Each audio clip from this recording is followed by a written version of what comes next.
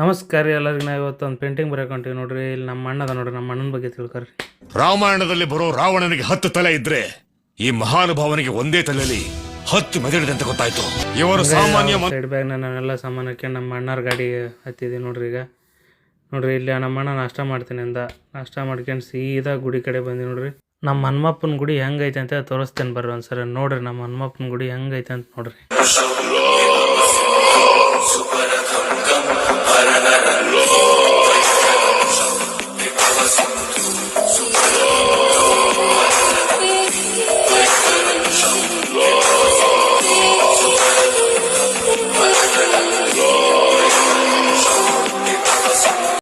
ನೋಡಿದ್ರಲ್ಲ, ಹಂಗ ನಮ್ಮ ಹನುಮಪ್ಪನ ಗುಡಿ ನೋಡ್ರಿ. ಇಲ್ಲೇ ಒಂದು ಪಕ್ಷಿ ಇತ್ತಾಗ ಫೋಟೋ ತೆಗೆದು ನೋಡ್ರಿ.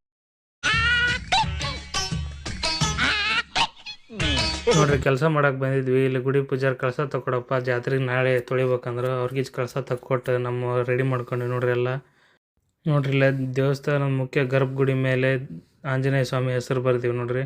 ಹಂಗೆ ಗೋಡಿ ಮ್ಯಾಗೆಲ್ಲ ದೇವ್ರ ನಾಮ ಬರೆದೀವಿ ರೀ. ಜೈ ಶ್ರೀರಾಮ ಮತ್ತು ಜೈ ಹನುಮಾನ್ ಅಂತೇಳಿ ಎಲ್ಲ ದೇವ್ರ ನಾಮ ಬರೆದ್ರೆ ದೇವಸ್ಥಾನಕ್ಕೆ ಬಂದರೆ ಎಲ್ಲ ಓದ್ತಾರೆ ಅಂತೇಳಿ ದೇವ್ರ ನಾಮ ಬರೆದೀವಿ ನೋಡ್ರಿ. ಇಲ್ಲೇ ಯುಗಾದಿ ಜಾತ್ರೆ ಸಂಬಂಧ ಇವನ್ನೆಲ್ಲ ಬರೆಯತ್ತೀವಿ ನೋಡ್ರಿ. ಇಲ್ಲೇ ಎಲ್ಲ ದೇವಸ್ಥಾನದಾಗ.